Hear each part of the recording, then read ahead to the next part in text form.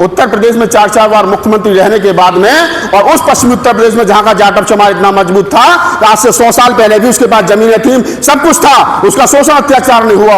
अगर 4 बार सरकार रहने के बाद में अगर उत्तर प्रदेश के पश्चिमी उत्तर प्रदेश में बुलंदशहर और नोएडा और अलीगढ़ और एटा और मैनपुरी जो गढ़ है जिसको दलितों की राजधानी कहा जाता है, अगर वहां आज जाटव चमार की बारात घोड़ी पर चढ़ने से रोकी जा रही है, तो फिर मैं समझता हूं कि सरकार बनाना समस्या का समाधान नहीं है।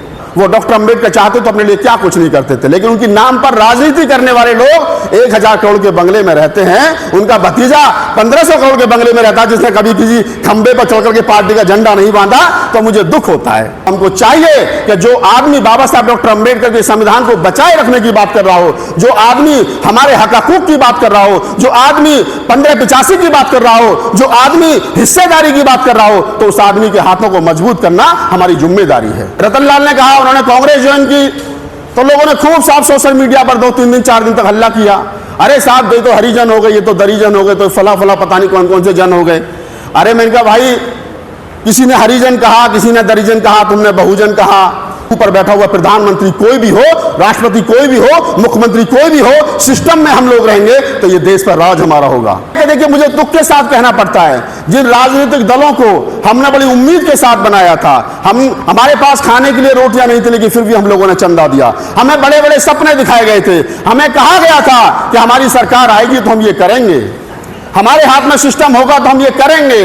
उत्तर प्रदेश में 4-4 बार मुख्यमंत्री रहने के बाद में, और उस पश्चिमी उत्तर प्रदेश में जहां का जाटव चमार इतना मजबूत था, आज से 100 साल पहले भी उसके पास जमीनें थी, सब कुछ था, उसका शोषण अत्याचार नहीं हुआ। अगर 4 बार सरकार रहने के बाद में अगर उत्तर प्रदेश के पश्चिमी उत्तर प्रदेश में बुलंदशहर और नोएडा और अलीगढ़ और एटा और मैनपुरी जो गढ़ है जिसको दलितों की राजधानी कहा जाता है, अगर वहां आज जाटव चमार की बारात घोड़ी पर चढ़ने से रोकी जा रही है, तो फिर मैं समझता हूं कि सरकार बनाना समस्या का समाधान नहीं है। मैं नहीं समझता हूं कि सरकार बनाना समस्या का समाधान है। सरकार बनाने से कुछ लोग करोड़पति बन गए होंगे, कुछ लोग 1000-2000 के मालिक हो गए होंगे, 1000-2000 करोड़ के मालिक हो गए होंगे, कुछ लोग 1000, 1200-1500 करोड़ के बंगले में रह रहे होंगे, रहिए, हमें कोई शिकायत नहीं है। लेकिन मुझे दुख होता है कि वो बाबा साहब डॉक्टर अंबेडकर अगर चाहते तो दुनिया के सबसे अमीर हो जाते, भारत के अमीर व्यक्ति तो हो ही जाते दलितों में, उनसे ज्यादा अमीर व्यक्ति कोई नहीं होता। लेकिन वो जब मरे थे, जब उनका परिनिर्वाण हुआ था, तो हम जब पढ़ते हैं उनके साहित्य को तो पता चलता है कि उन पर किताब वालों को भी पैसे थे, उधार किताब ले आते थे कि बाद में दे देंगे, उनका भी कर्जा रह गया था, बैंक का लोन था। वो डॉक्टर अंबेडकर चाहते तो अपने लिए क्या कुछ नहीं करते थे, लेकिन उनकी नाम पर राजनीति करने वाले लोग 1000 करोड़ के बंगले में रहते हैं, उनका भतीजा 1500 करोड़ के बंगले में रहता है जिसने कभी किसी खंबे पर चढ़ करके पार्टी का झंडा नहीं बांधा, तो मुझे दुख होता है। उस राजनीतिक दल को बनाने के लिए हजारों लोगों ने शादियां नहीं की, उनकी और जिन्होंने शादियां कर ली उनके बच्चों की शादी नहीं हो रही है क्योंकि पैसा नहीं है, लड़कियां 30-30 साल की होगी, अनमैरिड हैं। तो ऐसे में मुझे लगता है कि हमें राजनीतिक दल जब बनाया था, जिन उम्मीदों के साथ बनाया था, और आज वो राजनीतिक दल अगर हमारी भावनाओं पर खरा नहीं उतर रहा है देश भर के अंदर, तो हमको चाहिए कि जो आदमी बाबा साहब डॉक्टर अंबेडकर के संविधान को बचाए रखने की बात कर रहा हो, जो आदमी हमारे हक हकूक की बात कर रहा हो, जो आदमी 1585 की बात कर रहा हो, जो आदमी हिस्सेदारी की बात कर रहा हो, तो उस आदमी के हाथों को मजबूत करना हमारी जिम्मेदारी है। अभी प्रोफेसर रतनलाल ने कहा उन्होंने कांग्रेस ज्वाइन की, तो लोगों ने खूब साफ सोशल मीडिया पर 2-3 दिन 4 दिन तक हल्ला किया, अरे साहब ये तो हरिजन हो गए, ये तो दरिजन हो गए, तो फला फला पता नहीं कौन कौन से जन हो गए। अरे मैंने कहा भाई, किसी ने हरिजन कहा, किसी ने दरिजन कहा, तुमने बहुजन कहा। मैं एक बात तमाम लोगों से कहता हूं, अभी प्रोफेसर रतनलाल ने जो बात कही मैं थोड़ी सी उसको और लंबी कर देता हूं। अगर पिछली बार एक नारा लगा नेक्स्ट पीएम बहन जी, तो बसपा के मेरे बहुत सारे मित्र हैं, मैंने उनसे कहा कि चलिए मैं मान लेता हूं कि बहन जी अगर प्रधानमंत्री बन गई नेक्स्ट पीएम बहन जी, तो मुझे 50 लोगों के नाम बताइए जो मंत्री बनेंगे। कौन वित्त मंत्री बनेगा, कौन चाइना के मामलों का मंत्री बनेगा, कौन विदेश नीतियों का तो हमारे पास में 50-100 आदमी ऐसे नहीं हैं जिनके सहारे हम सरकार चला सकें। तो फिर ऐसे झूठे नारे क्यों लगा रहे हो भाई? तुमको प्रधानमंत्री बना भी दिया गया खुश करने के लिए समाज को, समाज का वोट लेने के लिए किसी ने तुम्हें बना भी दिया, तो फिर भी सिस्टम उन्हीं के हाथ में रहेगा, मंत्री वही बनेंगे, आईएएस वही रहेंगे, सिस्टम वही चलेगा। तो प्रधानमंत्री बनने के बाद भी कुछ नहीं होने वाला, जैसे उत्तर प्रदेश में मुख्यमंत्री बनने के बाद में कुछ नहीं हुआ। लिहाजा सिस्टम को बनाना है। तमाम लोग कहते हैं जाओ अपने घरों की दीवारों पर लिख दो मैं देश का हुक्मरान बनना है। मैं लोगों से पूछता हूं, बताइए जरा बात कब कही थी बाबा साहब ने?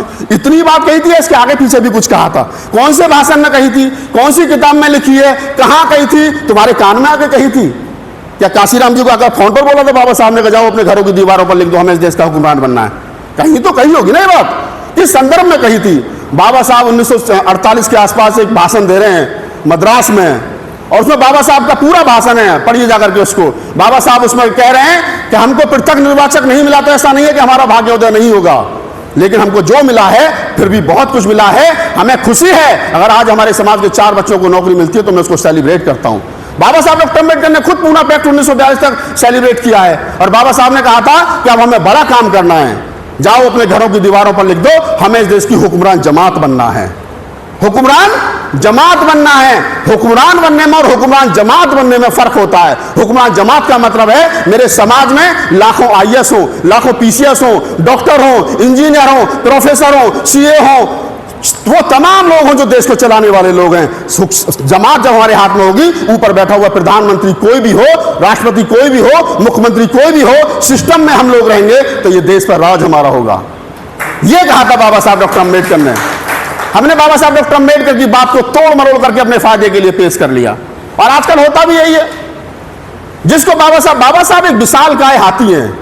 किसके हाथ में सूंड लग जाती है तो कहता है बाबा साहब ऐसे, किसी के हाथ में पूंछ लग जाती है वो कहता है बाबा साहब ऐसे, किसी के हाथ में पेट लग जाता है वो कहता है बाबा साहब ऐसे। अरे बाबा साहब ऐसे नहीं है जैसे तुम देख रहे हो, बड़ी आंखों से देखो, बाबा साहब बहुत बड़े हैं।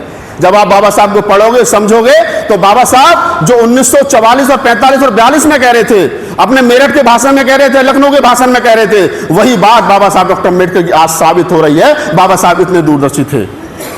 हम लोगों ने बाबा साहब को उल्टा खड़ा कर दिया। मैं तो रतनलाल जी के साथ चर्चा करता रहता हूं, वीडियो बनाता रहता हूं, समाज का कैसी नशा उतरे, कैसे तो नशा उतरे। बाबा साहब डॉक्टर अम्बेडकर ने कहा था कि हम ऐसे लोगों को राजनीति में लाएंगे जिनको राजनीतिक समझ हो। बाबा साहब ने रिपब्लिकन स्कूल खोला था। वो नेताओं को ट्रेनिंग देते थे कि नेता को अच्छा भाषण देना आना चाहिए, उसको बित्वर बोलना आना चाहिए, उसको भारत की राजनीति पर पूरी उसकी नजर होनी चाहिए। हमारे नेताओं ने कहा कि नहीं, हम तो इनको साइकिल वाले को एमएलए बनाएंगे, हम तो जूते घिसने वाले को एमएलए बनाएंगे, हम तो जो मजदूरी कर रहे हैं भैया उसको समझ नहीं है राजनीति के रह की, अगर वो एमएलए बन भी जाएगा तो करेगा क्या सदन में जाकर के, ये तो बता दो। जिन्होंने अपने जीवन में उस सड़ी गली व्यवस्था को अग्नि के हवाले कर दिया, यानी मनुस्मृति को जला दिया, और वो अकेले व्यक्ति हैं कि जिन्होंने पहले कानून को जलाया और दूसरा कानून बना करके देश को समर्पित किया कि अब इस रास्ते पर आपको चलना है। जब भारत का संविधान भारत के लोगों को दिया गया तो बड़ी उम्मीद थी कि देश में सब समता, बंधुता, सबको न्याय, सबको बराबरी मिलेगी।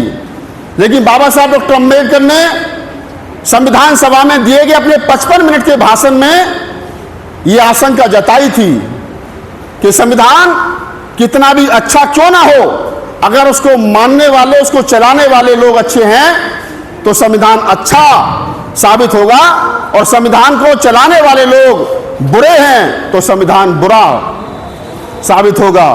आज जो लोग संविधान में कमियां निकाल रहे हैं, आज जो लोग संविधान को गलत बता रहे हैं, वो अनपढ़ और कुपढ़ लोग ये नहीं बताते हैं कि 78 साल से इसी संविधान के बताए हुए रास्ते पर चल करके हम विश्वगुरु बनने का सपना देख रहे हैं।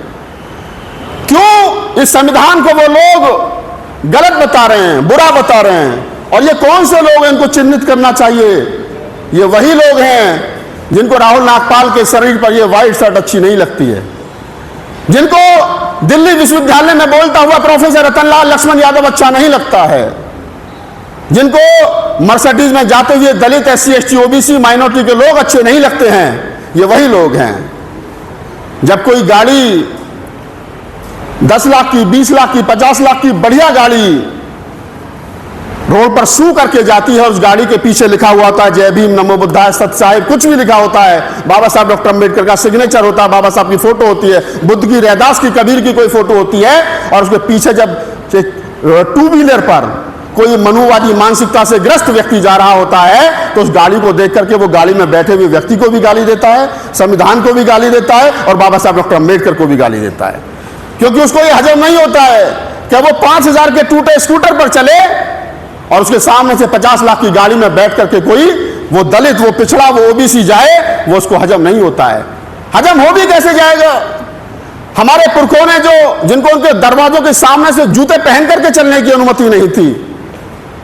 अभी डॉक्टर रतनलाल कह रहे थे कि हर गांव में एक दक्षिण टोला है, हमको अपनी अनुमति से गांव में बसने की अनुमति नहीं थी अपनी इच्छा से कि हमें किस दिशा में बसना है, वो तय करते थे कि दलितों के अछूतों के मकान किस दिशा में होंगे। आज जब मैं देखता हूं कि उस संविधान की वजह से जो सिस्टम बना, और जो सिस्टम में मैं देखता हूं डीडीए में दिल्ली विकास प्राधिकरण हो, जीडीए हो, गाजियाबाद विकास प्राधिकरण हो, या कोई भी डेवलपमेंट अथॉरिटी हो, उसमें जब मैं देखता हूं क्या उसमें वो सिस्टम नहीं है। ऊपर के माले पर ब्राह्मण नहीं रहेगा, ऊपर के माले पर दलित रहेगा, नीचे के माले पर ब्राह्मण रहेगा, उसके नीचे के माले पर और कोई रहेगा। ये सरकारी सिस्टम है। ये सरकारी सिस्टम कब बना? ये सरकारी सिस्टम जब बना जब इस देश में संविधान लागू हुआ। तो इस संविधान को बचाए रखने की जिम्मेदारी उन कंधों पर मैं समझता हूं कि ज्यादा है, जिनको बहुत कुछ सिर्फ और सिर्फ संविधान से मिला है। और वो लोग जो संविधान का विरोध कर रहे हैं वो करेंगे। जिस दिन संविधान लागू हुआ था उस दिन भी विरोध हो रहा था, और आजादी के 78 साल के बाद भी वही लोग हैं जो संविधान को माथे से तो लगाते हैं, सदन में जाते वक्त कहते हैं कि संविधान हमारे लिए पूजनीय है, लेकिन तिल तिल करके रोज इस संविधान को वो लोग मार रहे हैं। तो ऐसे दौर में हमें चाहिए उन तमाम अम्बेडकरवादी लोगों को, कबीरवादी, नानकवादी, रैदासवादी, जो भी SC ST OBC के एकाकी पर बात करने वाले लोग हैं, उन लोगों को चाहिए कि उस दौर में वो संविधान की लड़ाई को लड़ें। मैं तो राहुल गांधी जी को धन्यवाद करता हूं। अभी मैंने एक वीडियो में बोला तो कुछ लोगों ने कहा कि भाई साहब आप कांग्रेस की तारीफ कर रहे हो। मैंने कहा जब लड़ाई 2 हिस्सों में बट गई हो, एक हिस्से में वो लोग हों जो संविधान को खत्म करके मनुस्मृति लागू कर देना चाहते हो, और एक हिस्से में वो लोग हों जो संविधान को बचाए रखने की बात कर रहे हो, तो मेरे जैसे आदमी की, जिसको संविधान की वजह से सब कुछ मिला है, जिसको पूरे समाज को संविधान की वजह से सब कुछ मिला है, तो मेरे जैसे आदमी की, राहुल नागपाल की ड्यूटी क्या बनती है? मैं किस तरफ जाकर के खड़ा हूं? संविधान के विरोधियों में जाकर के खड़ा हूं या संविधान को बचाने वालों में जाकर खड़ा हूं? तो मुझे लगता है कि मुझे संविधान के बचाने वालों में खड़ा होना चाहिए। आज वो काम राहुल गांधी, उनके इंडिया गठबंधन बेहतर तरीके से कर रहा, तो मैं उनका समर्थन कर रहा हूं। कल को कोई दूसरा आदमी भी करेगा तो मैं उसका भी समर्थन करूंगा। मुझे दुख के साथ कहना पड़ता है, मैं थोड़ी सी कड़वी बात भी कहता हूं। हालांकि प्रोफेसर रतनलाल साहब का पूरा 50 मिनट का भाषण अभी वो देकर के गए, तो कुछ कहने सुनने को ज्यादा बचा नहीं है।